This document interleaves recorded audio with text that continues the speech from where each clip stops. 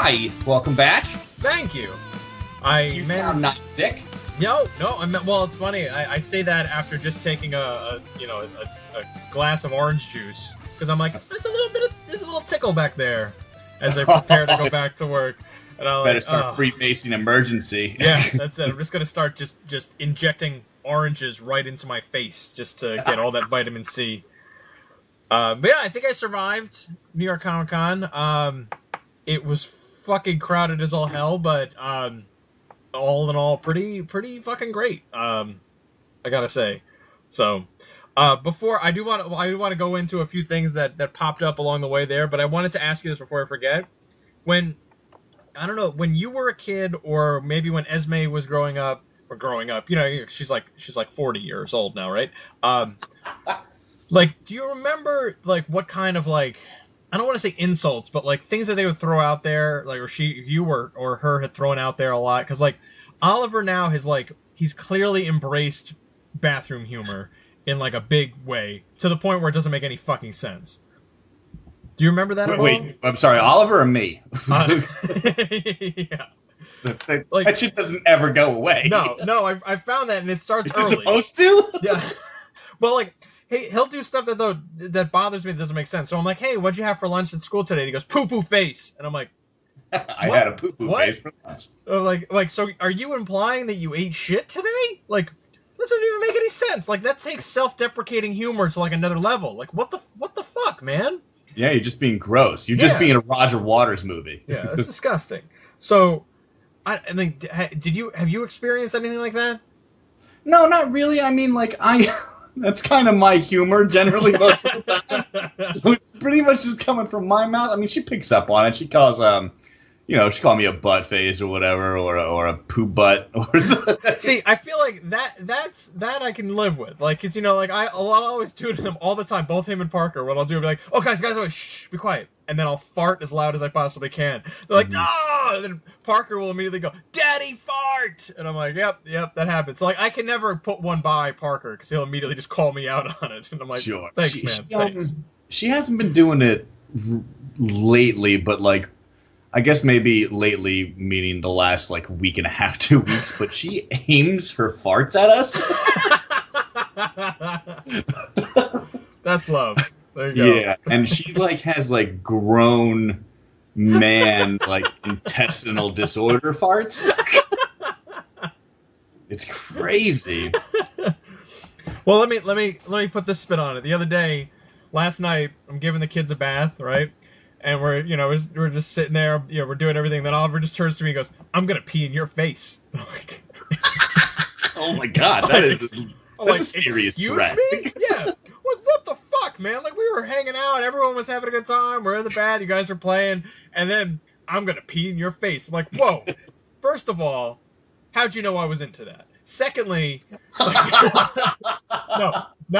I gotta clarify that in big asterisks, because right now my wife is listening to it in her car going, what?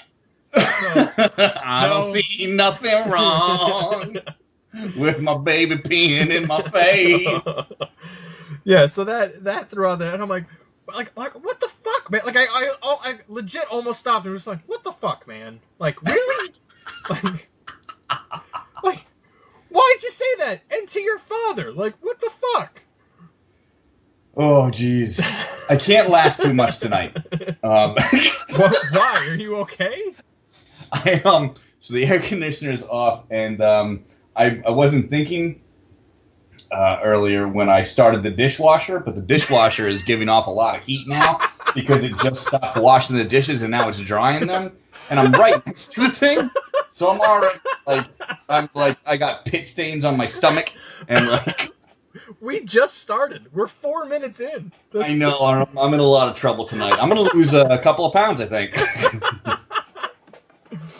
Well, that's a good segue into the New York Comic Con chat, because they moved Artist Alley into this like weird little like basement corner because there's construction going on in the normal area. So You guys couldn't figure that out before one of your biggest fucking events of the year? Yeah. So, well, there's construction of some kind, and to make matters worse, it was like in this cramped kind of like basement, so they're kind of like shoving everyone in there with one much smaller entrance. There was only the one entrance, and then the air conditioner broke on the first fucking day. Awesome. So I'm walking through there and just seeing like so many like writers and artists just like mopping sweat off of them. Now it was just like I felt so bad for all of them because it's like I can only imagine like the horrors that you're going through right now of having to deal with like just trying to sell your books to some idiot dressed up as Harley Quinn, and it's like because there were definitely I saw several men dressed as Harley Quinn as well. But I was at ShopRite yesterday, and I saw like a 50-year-old like grocer, like not grocer as in groceries, like GROSSER. That's what I call this guy and his species. His species. Like this gross like mid-50s guy with like real crazy uneven mutton chops and his fucking belly hanging out with a Harley Quinn t-shirt, but it's like movie suicide Harley Quinn. So it's just a fucking picture of Margot Robbie on his fucking gross fucking chest. Maybe that was the guy that I saw on the train.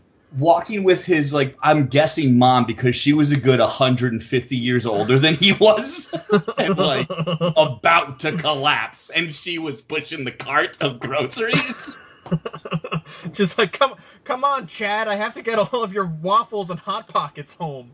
Fucking, of course his name's Chad. Waffles and Hot Pockets. You know, please, I wasn't even there, and I know that's all that was in that cart.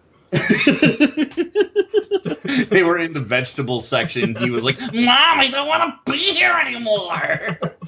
I gotta get home to Reddit. Well, I told you about the guy that I saw on the train ride down there that was like personified, like I was just, you know, if it wasn't for one detail, I probably wouldn't even notice him. But he was patient zero for neckbeards. That's pretty much exactly how you described it. He had like a plaid kind of like newsboy hat, which I'm sure that there's a word for that, but I don't know what the fuck it is. Newsboy. Newsy hat, and like a plaid kind looked like an ugly rug had been turned into a vest. It was like, but the sleeves were clearly like cut off, so maybe it was a jacket at one point. Like picture like a sports jacket, and then cut the arms off to make like a bitchin' vest.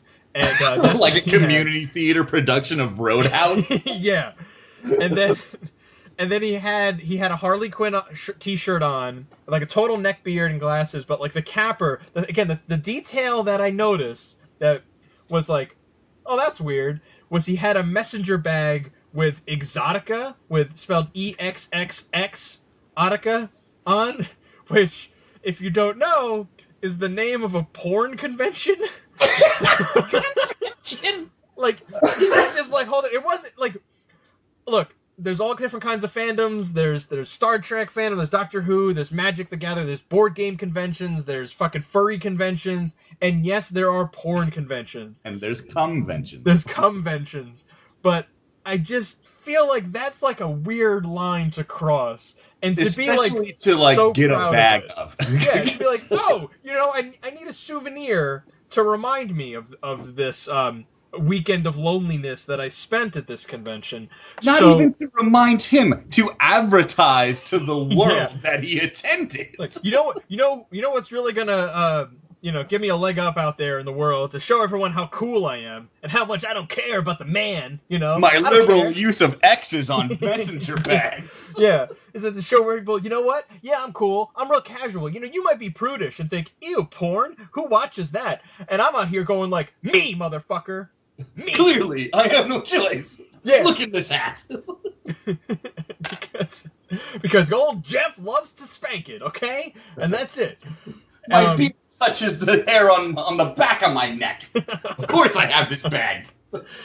Yeah, so that, I was just like, man. And then I love your point was like, was he like, I forgot what you asked me. It was like something like, oh, like, what did he like make a show in front of like a woman or something? And then he did, upon leaving the train, make like a kind of like flourish, like a milady, to like let a woman go before him. And it's like, yeah, smooth, man. Smooth operator.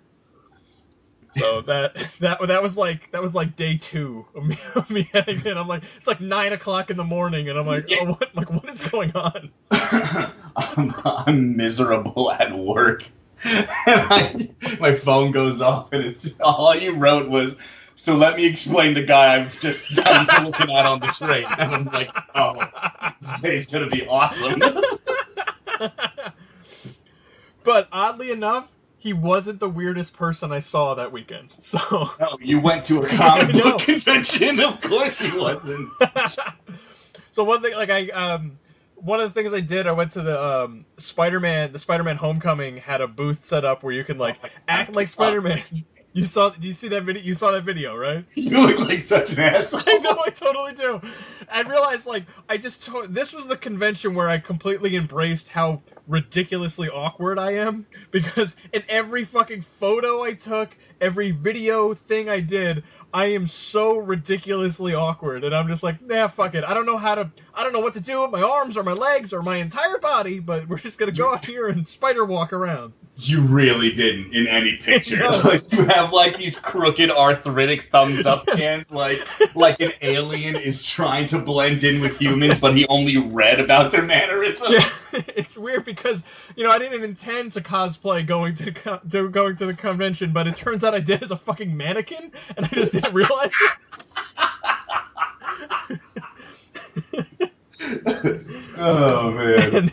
But yeah, it happened. Hilarious. It happened in everyone. But yeah, the Spider-Man thing, I forgot what I was gonna say about that one. But I did that, and I got afterwards they gave me a Spider-Man mask, thing that they were handing out for like people that pre-ordered the movie or something. So I was walking, and like I had my book bag, and I had a bag that I was carrying stuff in that I would just kind of throw books or whatever I got in there, and that was just not big enough to hold this fucking Spider-Man mask. So I'm walking around, and then I'm talking to a writer, and I was like, man, I got this thing, like I can't fit that. And I'm like, I'm gonna have to wear that out of here. And he goes, that's like, this is like the least weird place for you to wear that, right? Like no one's gonna see that and go, what the fuck's up with that guy?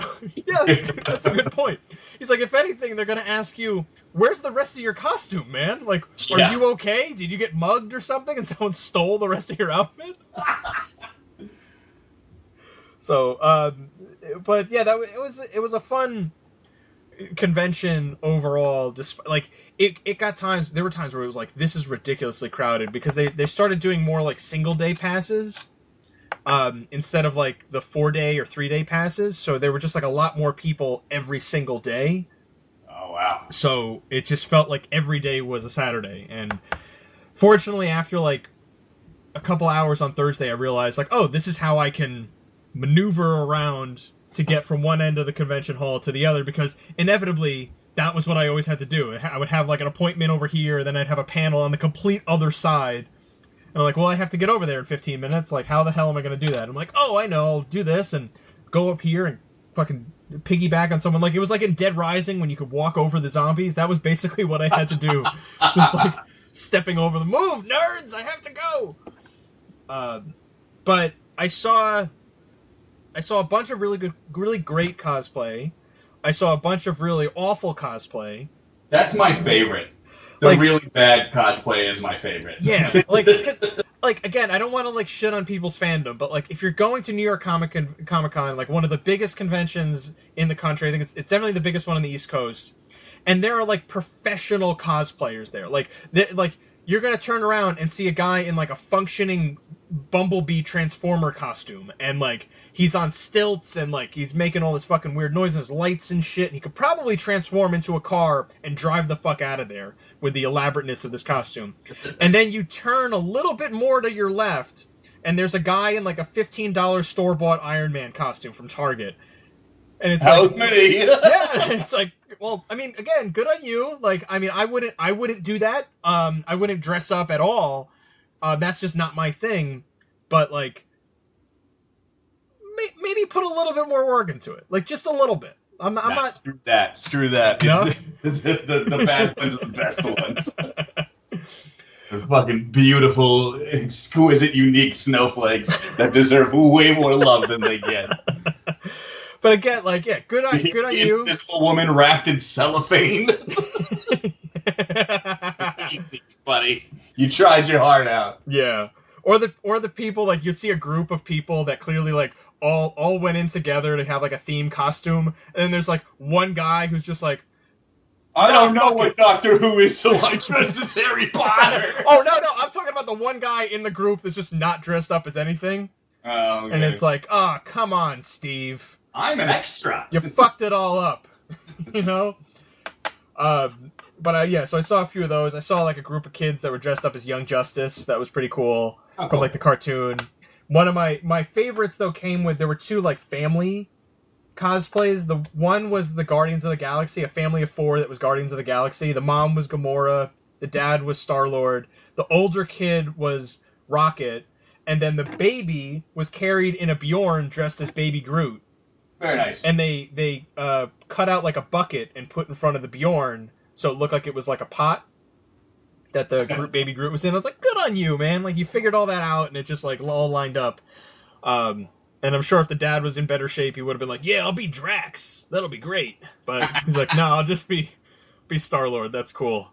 I can understand that. One guy realized what his body is. Yeah, because there are plenty of fat Draxes.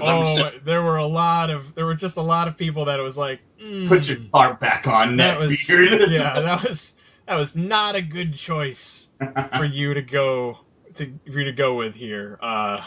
Oof. The other good family one I saw was a Ghostbuster one, but it was like more specific. Like the mom was Janine, the dad was Louis Nobody's Tully. ever Janine. That's hilarious. She pulled it off, and it was Janine. The dad was Louis Tully, the Rick Moranis' character with the colander on his head, and it was like a baby. It had to have been like no more than 1 year old. Was in like a little Ghostbuster suit. It looked almost like what you'd get like if you had like a kid's towel that like has like a robe almost. Okay. But like pulled it off, and then to carry the kid around, they had like a small white cozy coupe. You know, one of those like the Little Tykes thing, the Little Tykes car. The car? Yeah, like the car, but it was white and it had like eyes on the front of it, so it's probably not like the Little Tykes model. And they put like lights and stuff on the top of it to push the kid around. I was like, that's really smart. Yeah, that's cool. I saw them twice during the convention on the same day, and unfortunately couldn't get a picture. Like, one time they were, like, about to eat lunch, and I'm like, no, I'm not going to be that asshole who's going to be like, hey, I know it's probably difficult juggling that fucking car and a 1-year-old, but hey, can I take your picture while you're eating those chicken tenders? Like, I didn't want to do that. And the other time was just, like, I was caught in a stream of traffic and could not move. That's nice of you, but at the same time, fuck them. They know where they are. Yeah. They know what they got themselves into. You got it. I feel like people. No one was like, "Oh man," when I asked to take their picture, because I was on the lookout for Horror Talk for horror themed costumes, and I found a bunch of those, which are cool. But like no one was like, "Nah, man." But like you have to like respect them if they're like, "Nah, I don't want you to take my picture." I was behind someone in the escalator who was dressed as Spider-Gwen, and she's like, "Oh, but like, where are all the photographers? I'm really disappointed." I'm like, "You're in like Artist Alley, like." All the photographers are in the main fucking lobby where all the other cosplayers are, you dumbass. Go over there.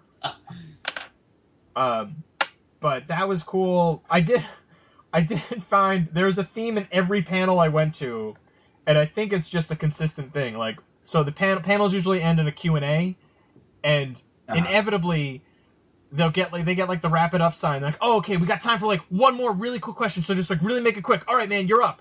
And then that person inevitably asks the longest, most convoluted, confusing bullshit question that, like, the people on the panel can just kind of go like, no.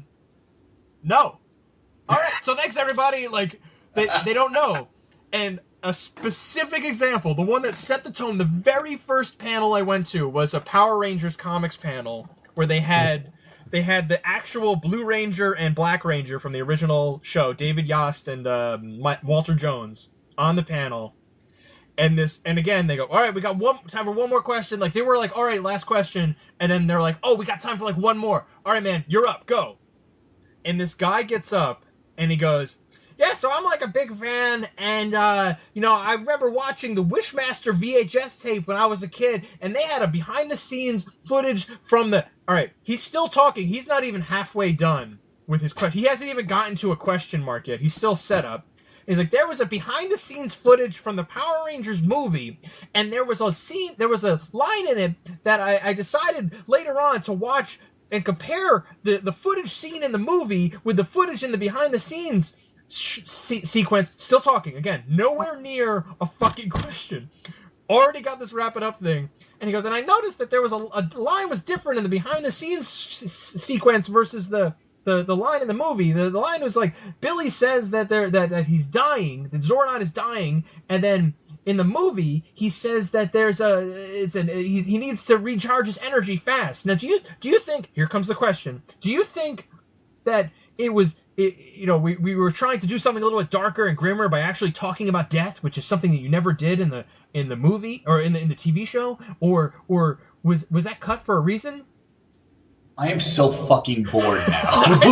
Like, and that's the thing. Like, and I'm just looking at all the people on the panel, and they're just like, "What the fuck just happened?" And David Yost, the Blue Ranger, Billy Cranston himself, just kind of looks at him and goes, I mean, they ask us to read the lines a bunch of different ways. Yeah. Like, so, I don't know. And he's like, but do you know why they used that one instead? He goes, no, maybe it just works better. I don't know. Like, it was just so fucking weird. And it's like, this happens every panel. Every single panel. Yeah, because this is going to sound shitty. But, like, everyone with Asperger's is dying to ask a question of famous people because they think that they're actually friends with them. Yeah, it's rough. But it was, yeah, that was, like, he was like, yeah, and I've only ever seen this on the Wishmaster VHS tape. It's never been seen anywhere else. And I'm like, what the, why? Like, you left all that shit out, fella, and just been like, just been like, hey man, big fan. And thanks for coming to New York. Part? Yeah. Oh, no big deal. Okay, thanks. Yeah. How'd you like it when your Zords changed and you got stuck with the unicorn, Billy? What was that like? Huh? Must have sucked, huh? Yeah, I bet it did. All right, thanks. But like, what sucked too was like Stop asking me stupid questions, kid. I don't ask you stupid questions about social cues. There was a woman that went right before that guy. And she was really sweet, and she didn't even have a question. She just said, like, I wasn't going to come here. She said, I flew in from Argentina to come here today. I wasn't even going to come, but I came specifically because you guys were on the panel. You guys were here. And I had a huge crush on Billy when I was a kid. I was a nerd, so, like, I loved Billy. And now years later, I learned that it's okay to be a nerd through Billy, and years later, I met my own nerd, and now I'm 4 months pregnant. And, like, I'm like, sweet. That's beautiful. That is just, like, everyone's, like, tearing up. Like, that's so great. And then this fucking guy gets up to ask about Wishmaster. And it's like, way to bring it down, man. Like, we're riding high on that last bit. And then... Yeah. Yeah, if only we could play no whammies. Yeah. Oh, all the whammies. Yeah, we could just play that guy off the stage. That would have been great. Yeah, get a clown with a big fucking hook and get that kid out of here. I did meet someone that we tangentially knew from a shared New York Comic Con experience previously. Okay. So, do you remember when we went? I think it was the last time you had gone to New York, where we went to the Robot Chicken panel together. Do you remember that? I do. And there was a guy that got up and asked a question about submitting spec scripts. Do you remember this? And he said, and he was like, do you like accept spec scripts, or like what's the deal? And Seth Green was like, nah, we really can't look at any of them because like it could be a legal matter. And then the guy goes like, look under your chairs. And underneath all of the chairs of the people in the main stage at the convention, he had taped scripts to. Wow. I don't remember this. Was that guy escorted out immediately? Well, no, he just left right after that. But I remember it specifically because you were sitting next to me, and as the guy walked out, you went, great job, man. Or like you complimented him in some way. You were like, yeah, that was awesome. That's ninja shit. Yeah. Like, he Oprah'd those motherfuckers. Like, you get a spec script. Yeah. You get a spec script. So, I met that guy. Get out of here. Yeah. So, he's a comic book writer now. The guy's name is Elliot Rahal. Really funny guy. So, I posted all my stuff on Facebook about all the stuff I got, and I told you that I got a writer to sign 2 comics. He was the guy that wrote Get Well Soon on the first one, and So Happy You're Alive on the second one. He's a really, really, like, really good dude, really funny guy. And, like, I thought it was him, like, something about him just, like, reminded me. So, like, I was talking to him, because I met him for the first time at the con, and I was like, I have a weird question for you. Like, were you here, like, a few years ago at a Robot Chicken Pen? He goes, it was me. And I'm like... It was me. Holy shit. So, like, the guy sitting next to him goes, like, what'd you do at the Robot Chicken Pen? He goes, I punched Macaulay Culkin right in the face. And I was like, wait, that wasn't what I was asking. Now he's an even bigger hero. Yeah. I was like, there was a thing was crazy. I was, yeah, no, that was totally me. It was that. It's like, I didn't really punch Macaulay Culkin. He was like, no, he goes, that was the pitch document for a book that him and this other guy did called The Paybacks, which is a brilliant, really funny comic about a group of superheroes that basically they go into debt to get their, like, the superhero stuff that they need, and then they can't pay off the debt to, like, the loan shark that lent them all the money, so they have to, like, turn into, like, superhero repo men, basically. It's a cool premise. It's a really great premise, and one of the main characters, like, it opens on like a Batman-like character named Night Knight. Spelled just how you think it is, so it's like night and then night with a K, and it's fucking brilliant comic. So that was the spec script for that, or the pitch document for that comic was what was taped under all of their chairs, and I was like, that was fucking madness. Like, that was so cool, and then, like, to have that all, like, connect, like, that was like a few years ago, and then now, like, that kind of comes back, and now I know this guy, and I'm like, that's really cool. Dude. Yeah, really good guy too. So he's got a couple of books coming out too. Like, he's starting to finally get noticed. And the guy that he co-wrote that book with is a guy named Donnie Cates. Have you heard of him yet? No. He's finally blowing up. I've been following this guy's career for like 3 or 4 years, and he's always been doing, like, really good, fun books and, like, a lot of horror stuff. So he's been right up my alley. But he just signed an exclusive deal with Marvel a couple months ago. He's going to be writing Doctor Strange and Thanos beginning, like, next week. Okay. So, cool guy, though. Another, like, really funny dude. Is that what you said? Donnie Cates. Donnie Cates. Yeah. Okay. Really cool guy. He was a guy that, like, I met at the con, and, like, I introduced myself, and I was surprised because he knew who I was. And I was like, yeah. So he's like, oh my, because, like, I've been following this guy for, like, a few years, so I've been, like, pushing his books for a while, and he's like, oh my god, I know exactly who you are. Like, oh, your book, I really like your work. And I was like, I love your work. And I'm like, so it was just, like, this really weird feeling that, like, I'm not entirely used to that, of, like, people recognizing me. And not that, like, I'm, like, you know, I'm getting stopped in the street or something like that, but it was just like, when I go up, I don't have to be like, I'm James Ferguson, I write for a website, and this is, like, they're like, oh no, I know who you are. Like, the eyes light up and they make that connection, and kind of, like, it's gotta be nice. Well, I mean, yeah, you put the work in. It should. I mean, why shouldn't it start happening? Right? Yeah, I know. It's just like it's like a surreal kind of feeling. So sure. It's really fun. So I'm happy with it. So trying to think of anything else. So that was really cool. Cosplayers. I did see a guy dressed as Shrek that I thought was I can't believe you didn't take a picture of that idiot. I saw him and I was like, oh, like, his costume wasn't bad, but he had to, like, seal the deal was, like, a plastic Halloween mask. Like, did you just find Why that didn't you somewhere? just get makeup, you idiot? Yeah. Just like the people that I thought were wearing blackface that were not.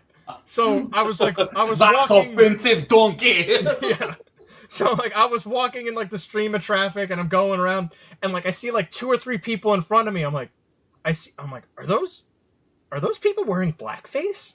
Because, like, they had clearly, like, black makeup all along, like, their neck and, like, the sides of their face. I was like, that can't be blackface, right? Like, is is this happening here? Is this like a rally or something that I should know about? Like, what the fuck is going on here? At NYCC or the Gathering of the Juggalos convention.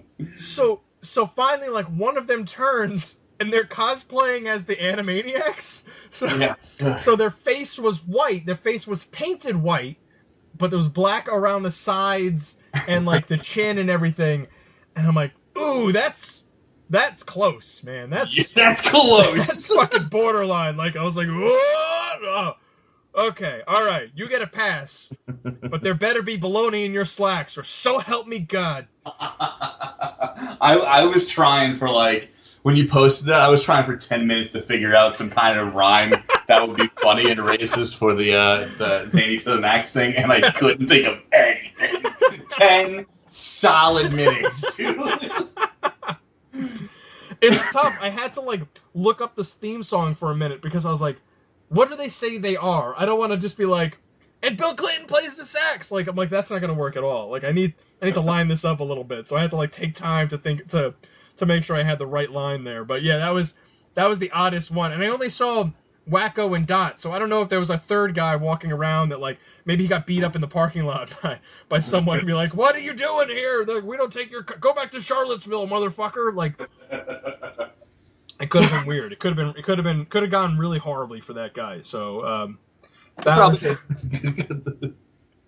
but that was kind of the gist of it. That and people need to stop fucking walking. Like they need to stop walking. Like if you're in a stream of traffic, it really is like a stream, and like you're kind of going and going and going, and then like all of a sudden some idiot would just stop. Not like he's looking at something. It's not like he's taking a picture. He would just stop moving.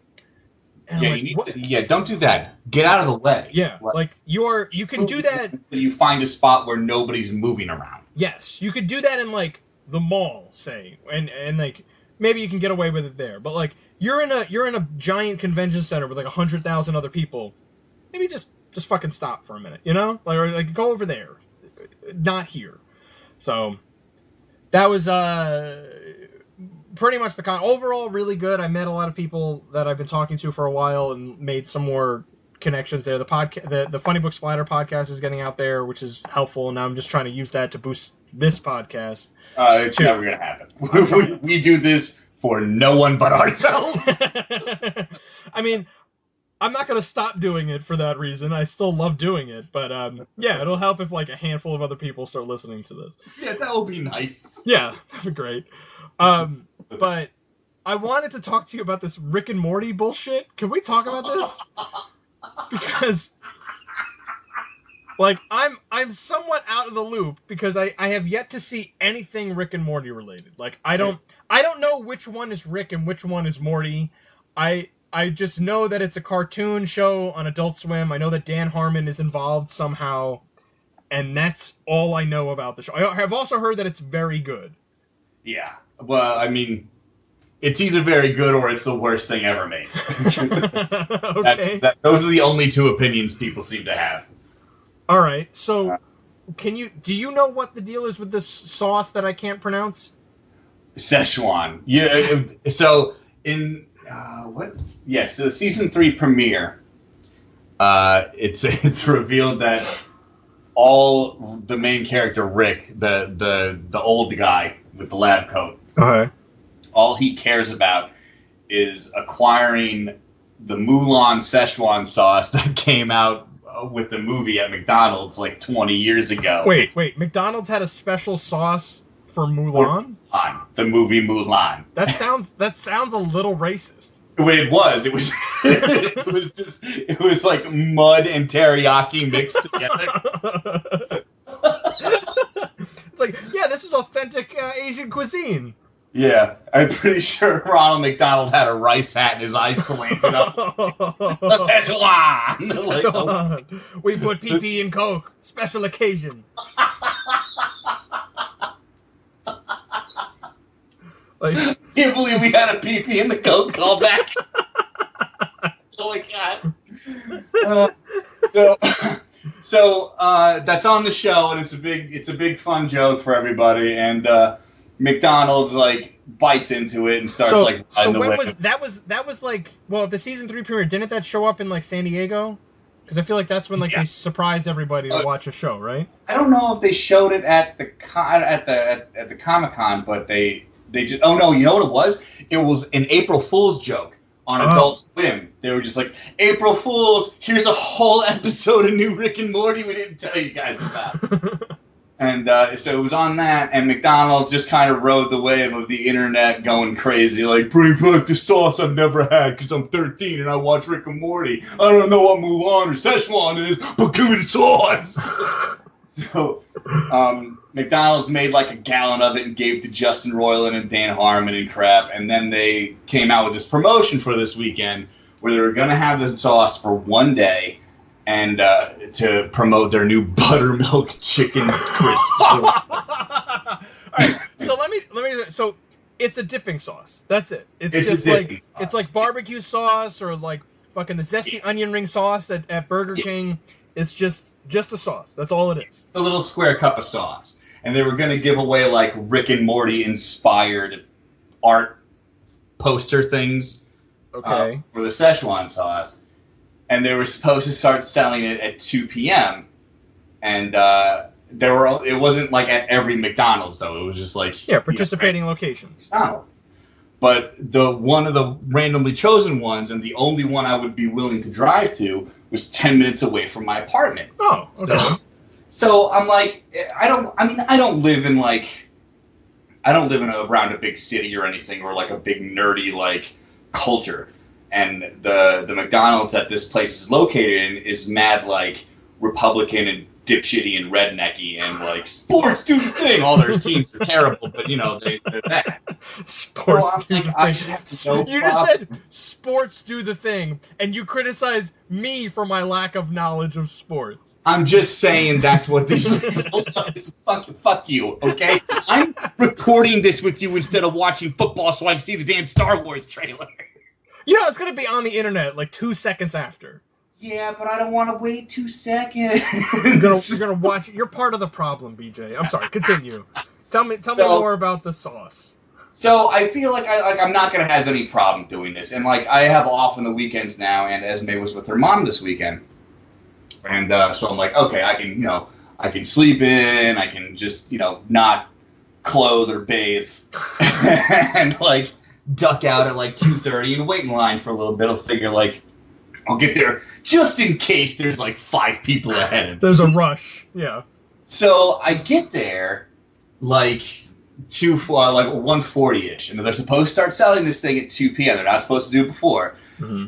The entire parking lot's full. The entire inside is fucking packed. What? And the drive-through line reaches out to the street. So people are like circling around the street until they can like get into the parking lot. For a fucking sauce. For a sauce and a poster. So I'm like, oh, I severely underestimated the mindset of this community. The local fandom of Rick and Morty. Yeah, so I get in the drive-through line and like I'm waiting, and like I keep seeing like people come out of the building, and they're all like teenage kids, and I'm like looking at myself in the mirror, and I'm like, oh man, you are so old. You're waiting in line for food you don't want so you can get one packet of sauce that you haven't had in 20 years. And your brain has surely told you is awesome because a cartoon you like told you was awesome. So, do you remember this sauce? Yeah, I remember it. I remember liking it, but like, what is it? It's just teriyaki sauce. Like they have that at the store. Like that's not hard to get. Yeah. I saw you can make it at home. Like there's like a thing you could just easily make this. Yeah, one guy told me, he was like, I'm pretty sure it's just duck sauce and teriyaki sauce. I'm like, fuck. I have both those things here. So I asked 2 of these kids walking out who look like, they're all the Stranger Things cast. Like everybody walking out of there is Dustin's. You saw Finn Yeah. So I asked him like, do you guys get the the sauce, and they were like, no sauce, guy. Manager says there's no sauce. And I'm like, wait, it's only 151. And they're like, I don't know, bro. Can you buy us some beer instead? Can you buy us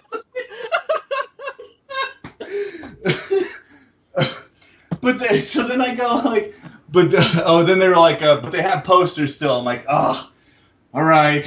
I can't eat a poster. Stay in line. Huh? I can't eat a poster. What am I supposed to do with that? Well, I still wanted it. I don't know.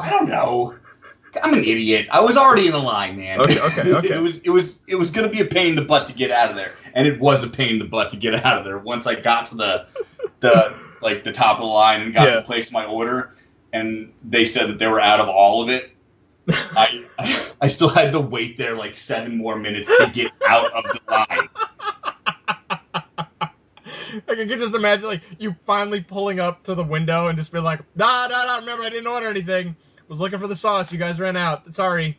That's basically. Did you not see the video I posted? I saw the video of you. Like, I didn't get to listen to it, so it was a matter of like That's you pretty yelling much out exactly the what window. happened.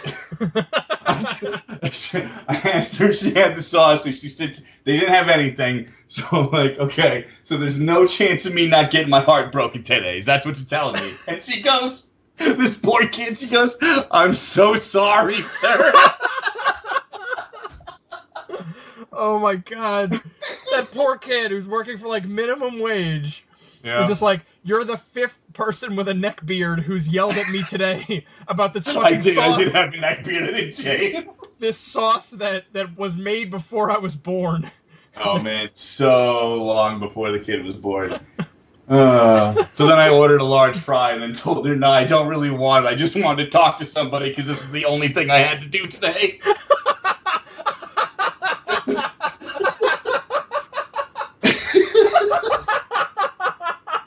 And she hung up on me. It's like the saddest thing I've ever heard. It's like, well, I really just came outside so I'd have someone to talk to. I guess I'll eat a fry. Yeah. Can you give me some barbecue sauce and I'll just pretend it's the special sauce? That would be great. So like I got home and like 6 hours later, my whole Facebook feed is full of like stories like everybody's missed the McDonald's, and I tweeted them like 6 times. So you are part of the problem because McDonald's caved to everyone going like I saw some of the responses and I refuse to believe that some of them are real. Like they have to be some people trolling. I'm sure some of them are real. I'm sure some people took it seriously. Because, like, there are people that are like, yeah, I drove 8 hours today, used a full tank of gas, only to arrive to find that they didn't have any sauce. And if there's any truth to that one, they're an idiot and they need to be taken out of society. Yeah, like, that's someone that, like, they should not be allowed to touch the internet, because they're going to hurt something. No. But... So, long story short, everybody got pissed, and now they're bringing it back this winter. Yeah. Like, see, this is when, like, viral things can go wrong. I guess, you know, McDonald's underestimated, the rabid fan base of Rick and Morty, which is, like, they're part of the problem as well, from what I read. Like, you know, they don't seem to understand the show. From what, I guess I was trying to like read a little bit about this beforehand, and it was like McDonald's doesn't understand the show. The fans don't understand the show. Because like there are things like where they yell at like female writers and stuff. Like Dan Harmon had to like yell at the fans. Right. Like, shut the fuck up. You don't know how this works. That's nothing new. The fan bases for everything are terrible. Yeah. I mean it's fair. I mean, it's fair they seem especially bad for certain things, and Rick and Morty is definitely one of those things. Yeah. I mean, man. Do their fans suck? I say that like, I'm agreeing with you, but like after coming out of like the convention this weekend, like there was nothing but positivity at that convention. Like this was like all the good things about like its community and inclusive and all this stuff, and like I came out of it and I was like, oh, so like a bunch of assholes are starting fights over a fucking dipping sauce? Like, yes. Ugh. Yeah. This makes me sad. But remember, a couple years ago, somebody got stabbed in the neck with a pencil. Yeah, that's true. That happened. You just lucked out this year. Yeah. No graphite getting into these veins. Your love has darkness in it.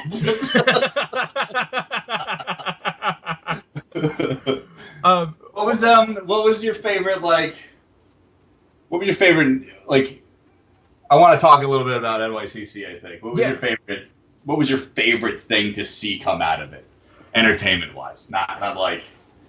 I saw Mark Hamill on an escalator. That was kind of fun.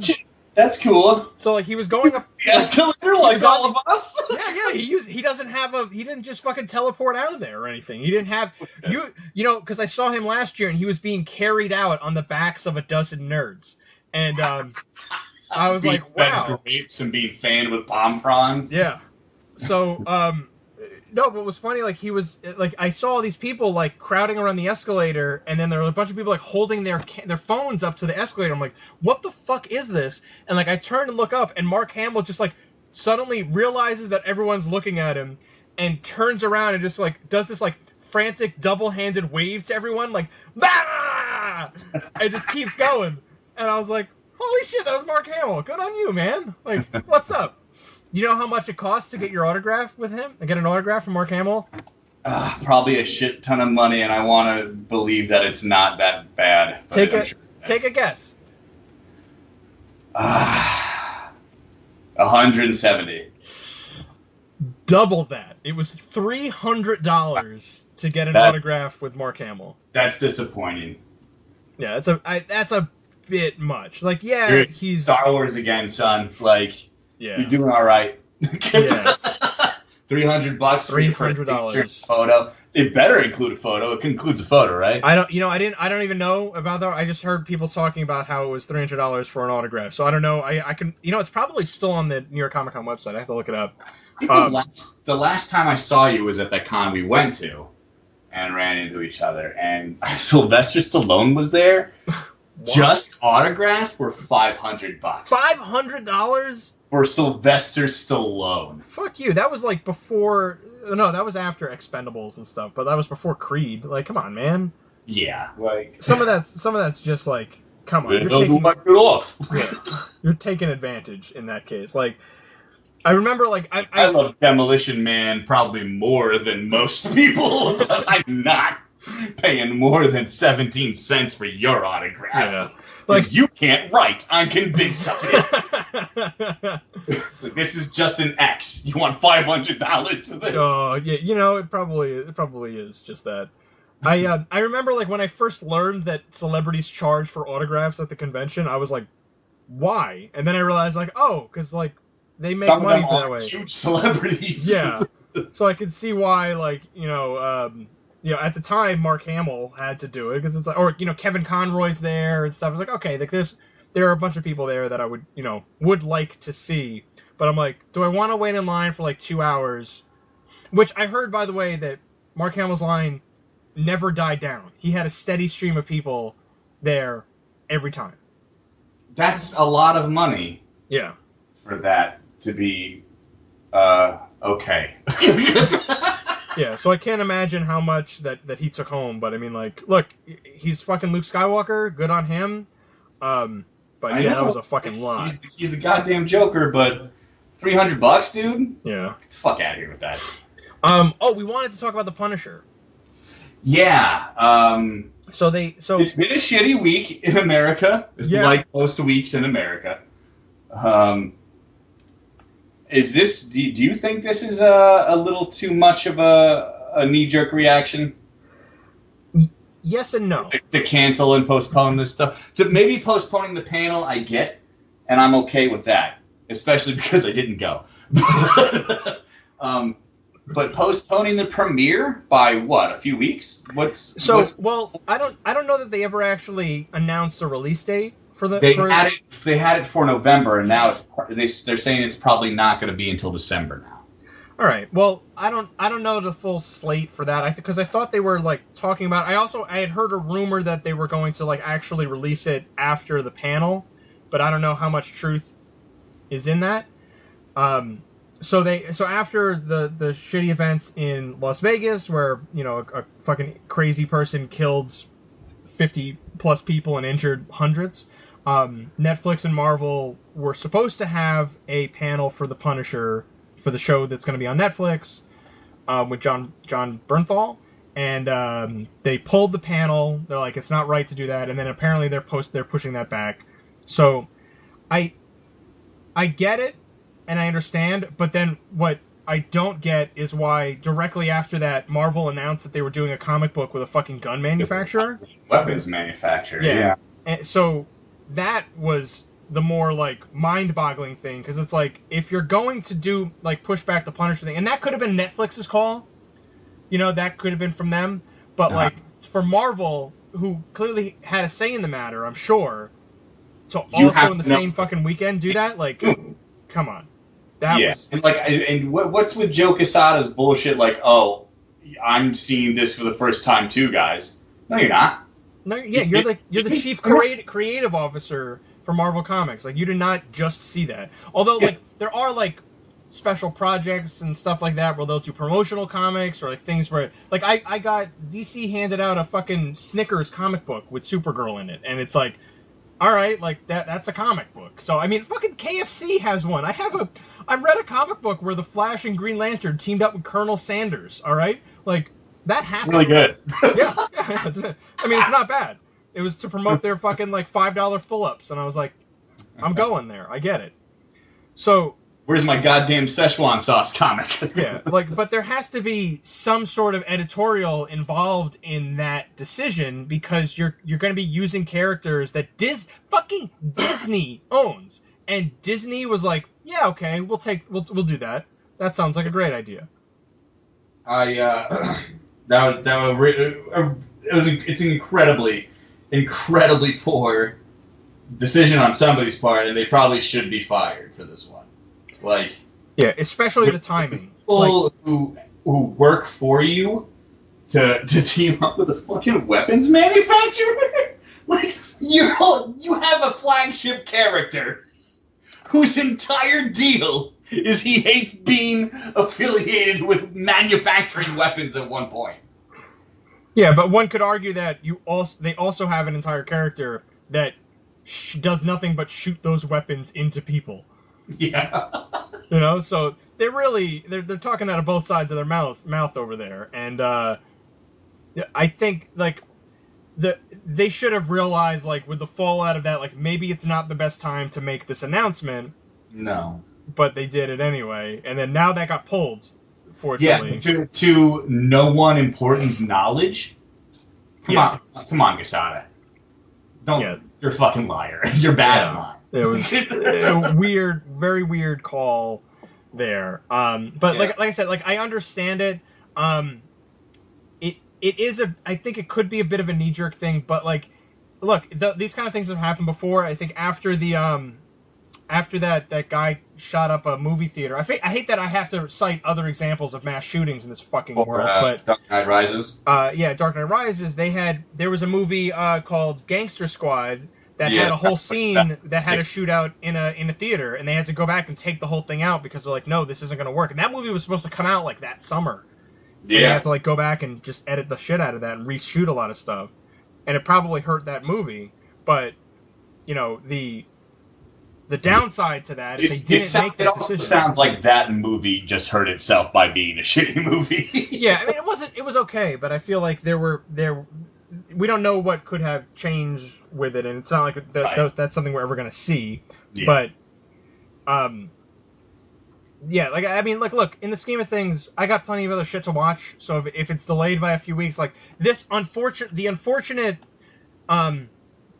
what's the word I'm looking for? Situation we're in, or that's not the right word, but, like, the unfortunate reality that we live in is that this will all blow over.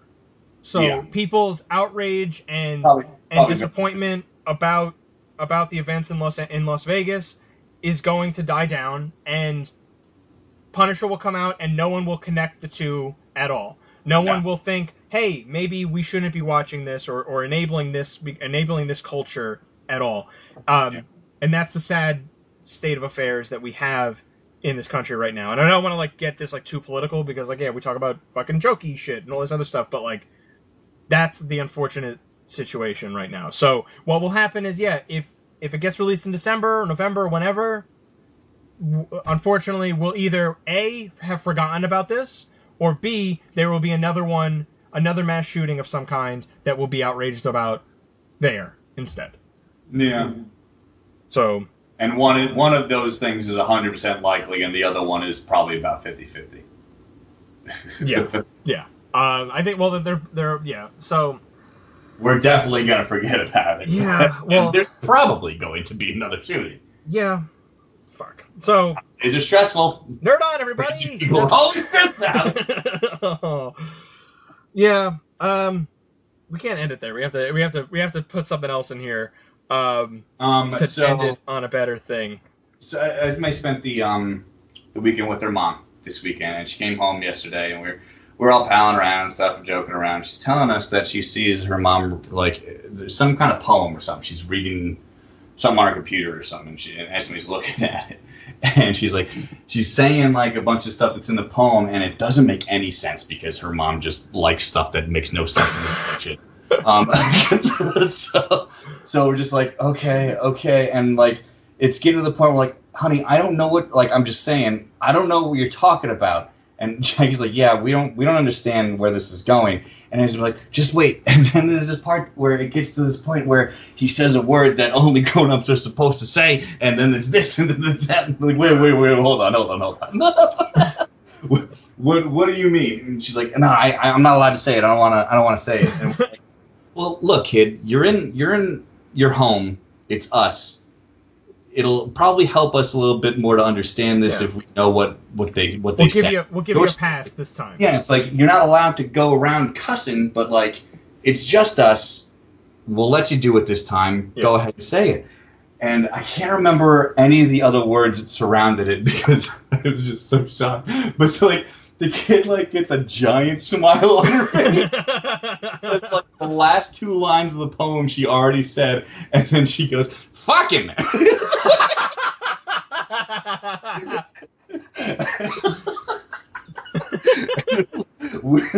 I start immediately cracking up. And then I accidentally go in front of her. I was like, I can't believe you just said fucking.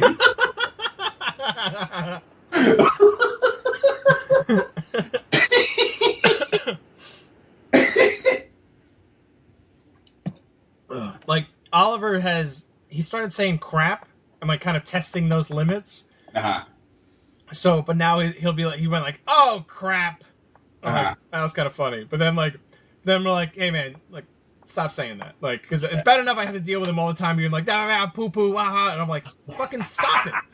So he did. I thought he said damn it, and we were like, nah, don't do that, man. Like, that's not. Just stop. So now he switched to being like, aw, snap. So like, sweet. Yeah, which he got from the fucking Trolls movie. So I'm like, okay, snap. Yeah. There's like a scene where like some weird little like snail thing says, "Oh, snap," and it's a funny little scene, but that's it. But we got off of Trolls for a while. I've watched Moana like at least once a day for the past week. That's awesome. Yeah, it's like I don't even care. I don't even mind it because it's actually a really fucking great movie. That movie is super great. I realized on Sunday that I hadn't seen the entire movie. Really? Because so there were like a few like small scenes that I hadn't seen before when I watched it on Sunday. Because like there are times like either I'm like reading or like I'm like in another room or like kind of bouncing in and out of the room for something. So I realized that there were segments and I'm like, oh, that was a funny line. Like Oliver's like, why'd you laugh at that? And I was like, because I hadn't heard that before. That was really funny. I've watched that movie a couple of times by myself. I can understand that, dude. It's a good movie. I dig that movie.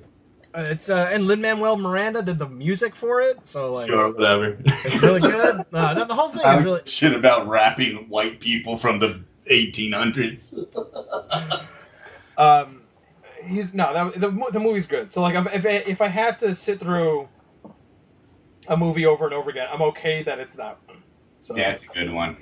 We saw Ninjago. It was okay. Yeah? Yeah. And that's the review. Thank you. I mean, like, it sucks because the Lego movies are so great, and this one just happens to be the third best out of 3 Lego movies. It's still good, but, like, there's no, like, big third act set piece, really. Yeah. It just kind of ends. That's a bummer. Yeah. Well, it was pretty good. It was okay. You know what? I feel like with that, that seems more cut off. Like, at least with, like Lego Batman had a connection to the Lego movie. That's what we were saying. Like, the Lego movie and the Batman movie, like, at least there were plenty of pop culture references we're going to get and have fun with. Yeah. Ninjago, there's none of that. Like, it's just whatever is in Ninjago. And we, like, Esme loves the show and watches it a bunch, but, like, we don't pay attention to it. Like, it's one of those laundry shows or, like, do the dishes shows kind of thing. Yeah. Yeah, I don't know. It was good. Oliver's watched a few of them, but nothing, like, too substantial. He hasn't, like, watched, like, all of them. There are a few shows on there that he's watched, like, every fucking episode of. But for some reason, like, he's tried it a few times, and he's just like, I'm alright. He gets, like, one here or there, and I keep, like, showing it to him, like, hey, man, you want to watch Ninjago? And he's like, no. Yeah. Let's watch, Moana again. And I'm like, alright, cool. Cool. Yeah. We'd be going to see My Little Pony. There's a My Little Pony movie, and I think we're probably gonna go see it. Alright, man. But you enjoy that. Jackie said I could skip it. I don't know if I'm going to. Yeah? You're a total brony now, is that it? That really sucks. I hope not. I hope there's some kind of fear. Yeah, hold on, my headphones just came out. What was I just gonna say? Yeah, there's a new Justice League trailer out, but I haven't watched it yet, so I have to go and You haven't seen it? No, we'll talk about that next week. Okay. Let's do that, because also if there's a new Star Wars trailer, let's do that too. Okay. So we'll do like a trailer catch up next week. So yeah, sounds good. We didn't talk about the Pacific Rim trailer either. I didn't even know that existed, so we're gonna have to look that up too. Came out at the con. Oh, cool. All right, so that's a good place for us to wrap this up then, folks. That is the show Raging Nerd On. We got RagingNerdOn.com, iTunes, Stitcher, Google Play, etc. I think we're supposed to say Apple Podcasts now, but I don't really care. Gonna keep calling it iTunes. Fuck you, Ghost of Steve Jobs. And otherwise, RagingNerdOn@gmail.com and @RagingNerdOnPod on Twitter. I gotta get better at posting on Twitter for stuff. I try to like retweet out cool stuff that I see, but it's easier said than done, managing like 4 different Twitter accounts. So, but that's it, folks. I have been James Ferguson. I can't believe you said fucking to my daughter. Nerd on, everybody.